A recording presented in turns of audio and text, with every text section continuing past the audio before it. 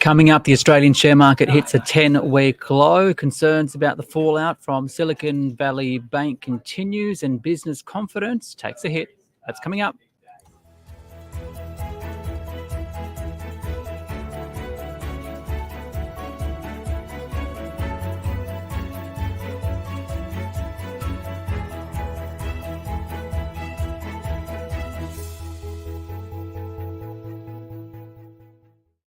It is your daily 10-minute business and finance news wrap for this Tuesday, the 14th of March, 2023. The Australian share market fell again today, 3 straight sessions of big falls, off by 1.4% to 7,008 points. That's on the S&P ASX 200. It means since Friday, when we first learned of the potential problems with Silicon Valley Bank, the Australian share market has declined 4.1%. With more on the moves today, here's a bit of what Mathan Somasundaram from Deep Data Analytics had to say. It looks like there's a index level selling. So we're seeing the global guys who jumped into our market for the Chinese exposure through January are starting to get out because the Chinese optimism was overplayed. Now you've got, I guess, a much higher risk to global growth, and our market tends to be a proxy for global growth. So you start to worry about US recession, bank worries, that tends to play to weaker global growth, that tends to flow into weaker Aussie market. Mathan Somasundaram there from Deep Data Analytics. Of course, a lot of this stems from that collapse of Silicon Valley Bank, even though the authorities moved in quickly. So to find out whether or not the market's been overdone, I spoke earlier with Damien Boey from Barrenjoey. So I would have thought, and most people would have thought, that the measures that were announced by US officials, liquidity measures to backstop the system, and deposit guarantees for SVB, those measures should have been enough to instill the public with enough confidence so as not to do runs on banks. But the measure didn't work.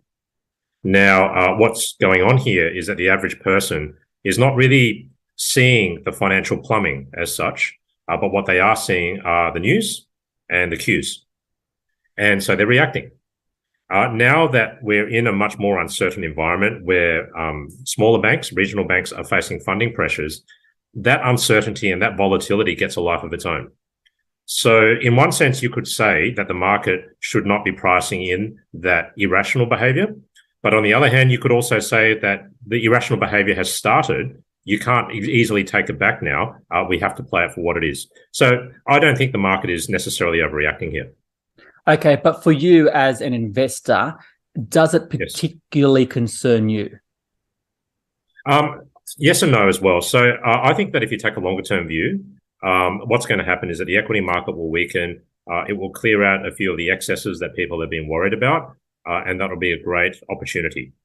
It's just a question now of horizon and how you time this, because you can certainly see the volatility in the market will persist for a little while yet in the short term. But I do think there's an opportunity to get constructive. If we look at the way the markets are reacting today, it's down quite significantly compared to yesterday. On Friday, when we first heard of the potential collapse, the market was down 2.3%. If we look at the moves, the regional banks locally have been hit hard. Why do you think that is? So regional banks globally are the ones that are at the pointy end of this deposit flight as people are doing their run. And the issue has got to do with how you account for their portfolio losses as interest rates have gone up. And it's also got to do with question marks about their liquidity. Our banks are not directly exposed, really, to all of that. They're kind of indirectly exposed. So people will be asking questions of illiquid asset valuations and how that might come back to hurt bank exposures. But more generally, the issue is that global credit market conditions are tightening. So it's going to be much harder for people to get loans going forward, and banks themselves will probably be less willing to lend. That in itself can be quite self-fulfilling and can lead to a bit of incremental downside for rate-sensitive sectors. Okay, it's also had some real consequences with markets and now economists rethinking interest rate moves. Do you think that these developments warrants whether it be the US Federal Reserve or the Australian Central Bank to now pause lifting interest rates next month? Yeah, so with regards to the Fed, you've seen this pricing completely turn around. So pre-SVB, people were worried that the Fed might actually resume 50 basis point hikes. Now that pricing has pared back pretty much all the way. Some people still think 25, but most people are thinking pause. And you can understand that because there are other moving parts to financial conditions beyond just interest rates. You've got to think about confidence and credit availability and the price of credit. For Australia, our economists, Joe Masters and Jono McMenamin, are still forecasting one more rate hike. But they've also got in their forecast a rate cut in 2024. Now, obviously, the RBA is going to be looking at everything that's going on. And if there is a tightening of global credit market conditions that happens to be exported to Australia, I think they'll be sensitive to that. And what you see is that the money market's already pricing that in pause pricing today, and even subsequent cuts. But our view is that there's one more rate hike left. And finally, you mentioned long term there may be opportunities, right? But for those investors looking right now, where do you see the opportunities at the moment? Do you buy the dip, or are there further falls to come now? Yeah, my sense is that there's a little bit more weakness. So our price target for the ASX 200 is somewhere between 6,500 and 6,600. That's based partly on earnings declines that are in store, and some of those were already foreshadowed in the most recent reporting season. Part of that has also got to do with just the discount rate that we apply to future cash flows. What's happening now is that I think we're going to realize that earnings downside as global credit market conditions tighten. But I think that the interest rate forecast that we were looking at is obviously less hawkish than what it was previously. So that might actually start to offer a bit of valuation support.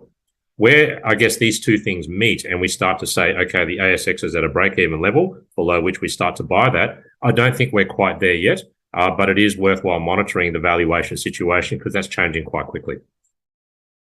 That's Damien Boey there from Barrenjoey.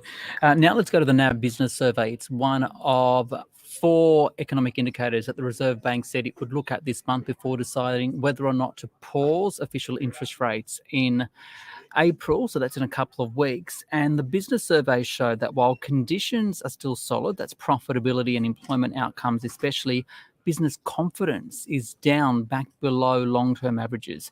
For more, Rhayna Bosch spoke with NAB Chief Economist Alan Oster. I think they're saying that their sales, their profits are doing fine, but they're a bit scared about what's going to happen as they go forward, as all these interest rate increases have their full ramifications, and we've got some uncertainty in international markets as well now. And you mentioned rate increases there. That's obviously one of the challenges that they're facing. What are the other top challenges that businesses are competing with? I think they're saying that the consumer is actually going to slow in terms of what's happening, and that will mean there'll be less sales. They're not sure whether they should invest. And, over the weekend, we've now had Silicon Valley Bank that sort of would make people feel even more nervous. So they're just worried about the future and how slow the economy will be by the end of the year. And what are some of the positives that businesses have flagged in the existing environment? The positives are that in Australia, businesses are still doing really well, particularly their trading, their profits, their employment is strong, their capacity utilisation and how much they're using the stuff they've got is very strong. And what they're saying is the consumer probably hasn't stopped spending yet. They will, but not yet.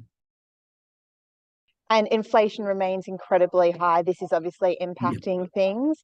Can you take us through a little bit of that impact? Basically, essentially, purchase costs are still running at around about 3% per quarter. Now, they were 5%, so that's better. And inflation's in general prices have gone up to somewhere around 1.5 sort of thing in a quarterly sense. So it's still really high. There's a little bit of discounting going on in the retail side, so maybe the worst is past. Now, the NAB business report did come out today. The real question is, does the findings of this report support the idea that the RBA might pause at the next interest rate meeting? Short answer is, based on this report, no, you should keep going. The problem is we've now had Silicon Valley Bank and nobody knows exactly what's going to happen next, except that you do need to understand this is a small bank in America that is highly specialised, had a few problems in terms of how they put all their money into US Treasuries. and then interest rates went up and the value of those assets went down. Knowing what you know, do you think this Silicon Valley Bank collapse will factor into the decision at all?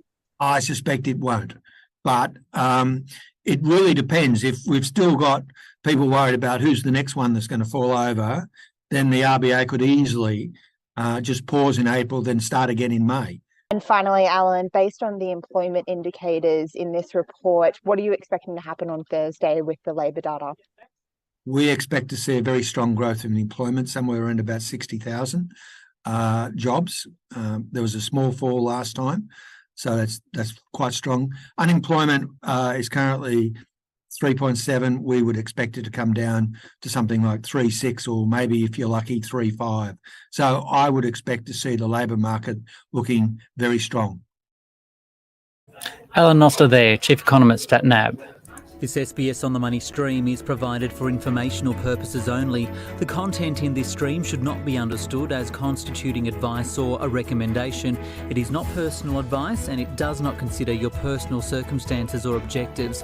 You should contact a licensed professional before making any financial decision.